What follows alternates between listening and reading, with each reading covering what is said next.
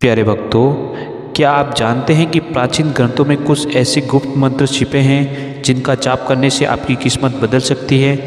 जी हाँ, वह यही मंत्र हैं जिन्हें ऋषि मुनि ने अपनी सिद्धियों के लिए प्रयोग किया करते थे।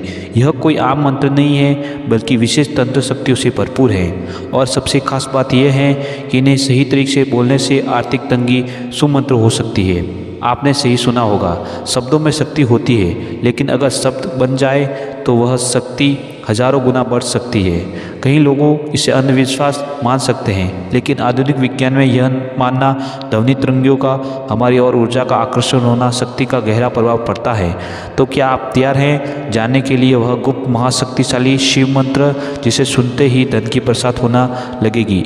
इसे सुनने के बाद आपकी जिंदगी वही की वही नहीं रहेगी जो पहले थी, क्योंकि यह मंत्र करोड़पति बनने का रहस्यमय द्वार खोल सकता है। लेकिन रुको, यह मंत्र हर किसी के लिए नहीं है।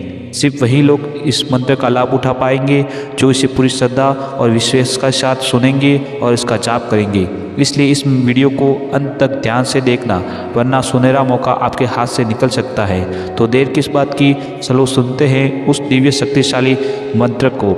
मंत्र इस प्रकार है: ओम नमः धनराजाय महेश्वराय सर्वधनं कुरु कुरु स्वाहा। ओम नमः धनराजाय महेश्वराय सर्वधनं कुरु कुरु स्वाहा। ओम नमः धनराजाय महेश्वराय सर्वधनं कुरु कुरु स्वाहा। ओम नमः धनराजाय महेश्वराय सर्वधनं कुरु कुरु स्वाहा। ओम नमः धनराजाय महेश्वराय सर्वधनं कुरु कुरु स्वाहा। ओम नमः धनराजाय महेश्वराय सर्वधनं कुरु कुरु स्वाहा। ओम नमः धनराजाय महेश्वराय सर्वधनं कुरु कुरु स्वाहा।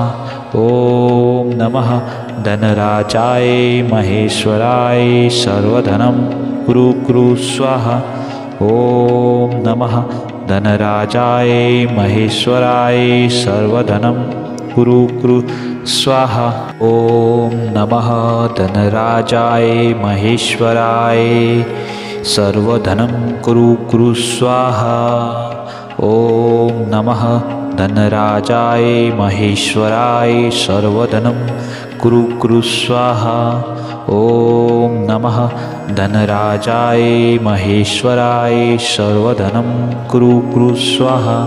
ओम नमः धनराजाय महेश्वराय सर्वधनं कुरु कुरु स्वाहा। ओम नमः धनराजाय महेश्वराय सर्वधनं कुरु कुरु स्वाहा। ओम नमः धनराजाय महेश्वराय सर्वधनं कुरु कुरु स्वाहा।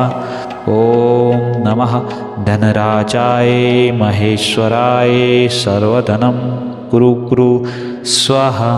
ओम नमः धनराजाय महेश्वराय सर्वधनं कुरु कुरु स्वाहा।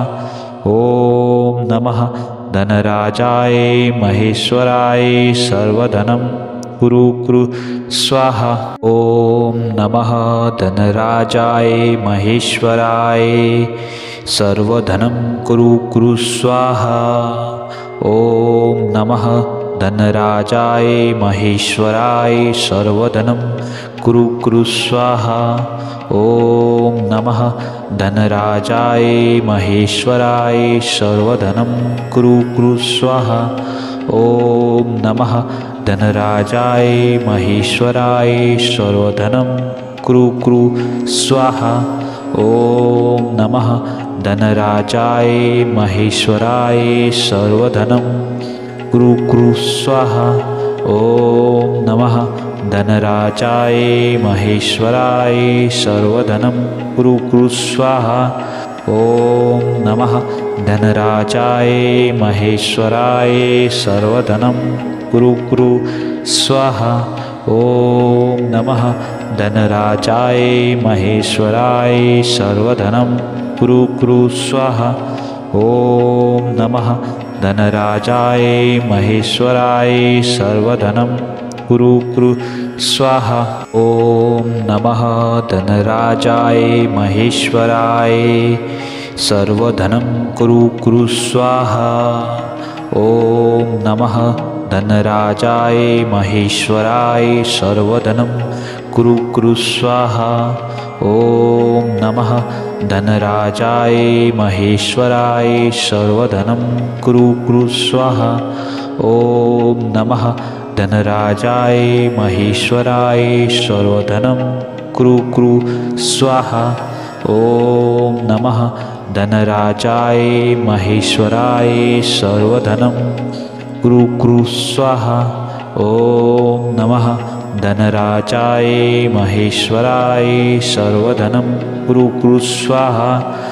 ओम नमः धनराजाय महेश्वराय सर्वधनं कुरु कुरु स्वाहा। ओम नमः धनराजाय महेश्वराय सर्वधनं कुरु कुरु स्वाहा। ओम नमः धनराजाय महेश्वराय सर्वधनं कुरु कुरु स्वाहा। ओम नमः धनराजाय महेश्वराय सर्वधनं कुरु कुरु स्वाहा। ओम नमः धनराजाय महेश्वराय सर्वधनं कुरु कुरु स्वाहा। ओम नमः धनराजाय महेश्वराय सर्वधनं कुरु कुरु स्वाहा। ओम नमः धनराजाय महेश्वराय सर्वधनं कुरु कुरु स्वाहा। ओम नमः धनराजाय महेश्वराय सर्वधनं कुरु कुरु स्वाहा। ओम नमः धनराजाय महेश्वराय सर्वधनं कुरु कुरु स्वाहा। ओम नमः धनराजाय महेश्वराय सर्वधनं कुरु कुरु स्वाहा। ओम नमः धनराजाय महेश्वराय सर्वधनं कुरु कुरु स्वाहा। ओम नमः धनराजाय महेश्वराय सर्वधनं कुरु कुरु स्वाहा। ओम नमः धनराजाय महेश्वराय सर्वधनं कुरु कुरु स्वाहा। ओम नमः धनराजाय महेश्वराय सर्वधनं कुरु कुरु स्वाहा। ओम नमः धनराजाय महेश्वराय सर्वधनं कुरु कुरु स्वाहा। ओम नमः धनराजाय महेश्वराय सर्वधनं कुरु कुरु स्वाहा।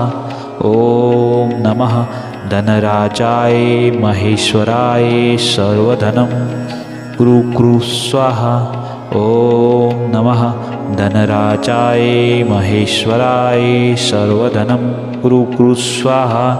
ओम नमः धनराजाय महेश्वराय सर्वधनं कुरु कुरु स्वाहा।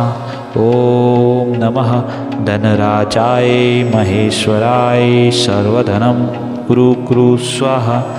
ओम नमः धनराजाय महेश्वराय सर्वधनं कुरु कुरु स्वाहा। ओम नमः धनराजाय महेश्वराय सर्वधनं कुरु कुरु स्वाहा।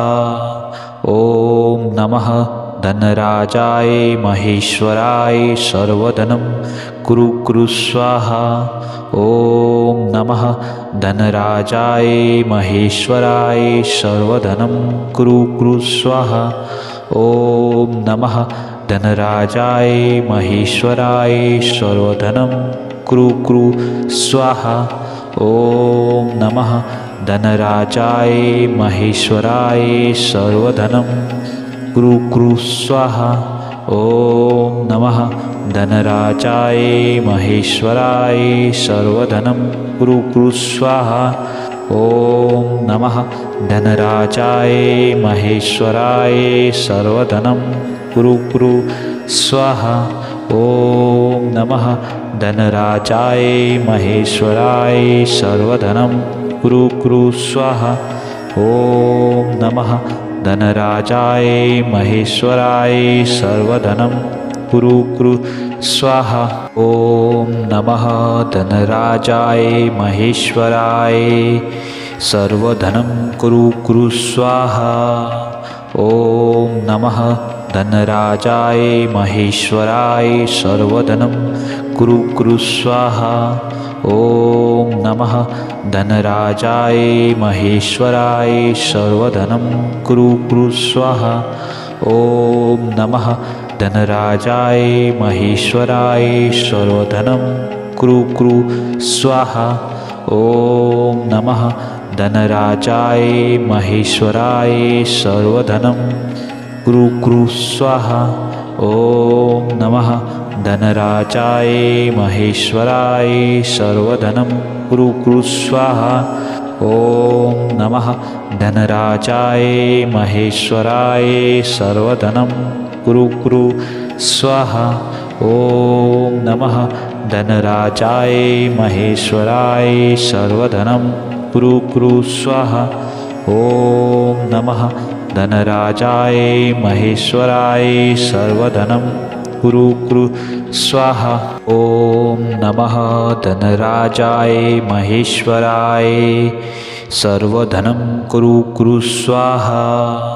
ओम नमः धनराजाय महेश्वराय सर्वधनं कुरु कुरु स्वाहा। ओम नमः धनराजाय महेश्वराय सर्वधनं कुरु कुरु स्वाहा।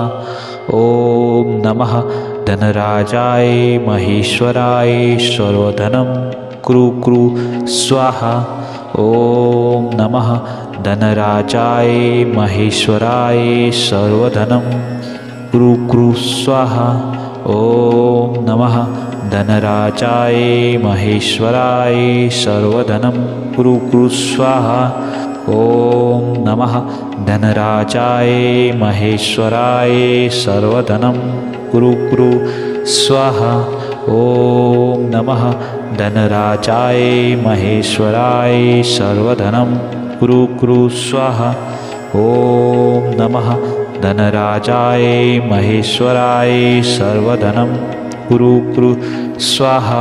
ओम नमः धनराजाय महेश्वराय सर्वधनं कुरु कुरु स्वाहा। ओम नमः धनराजाय महेश्वराय सर्वधनं कुरु कुरु स्वाहा। ओम नमः धनराजाय महेश्वराय सर्वधनं कुरु कुरु स्वाहा। ओम नमः धनराजाय महेश्वराय सर्वधनं कुरु कुरु स्वाहा। ओम नमः धनराजाय महेश्वराय सर्वधनं कुरु कुरु स्वाहा। ओम नमः धनराजाय महेश्वराय सर्वधनं कुरु कुरु स्वाहा। ओम नमः धनराजाय महेश्वराय सर्वधनं कुरु कुरु स्वाहा। ओम नमः धनराजाय महेश्वराय सर्वधनं कुरु कुरु स्वाहा।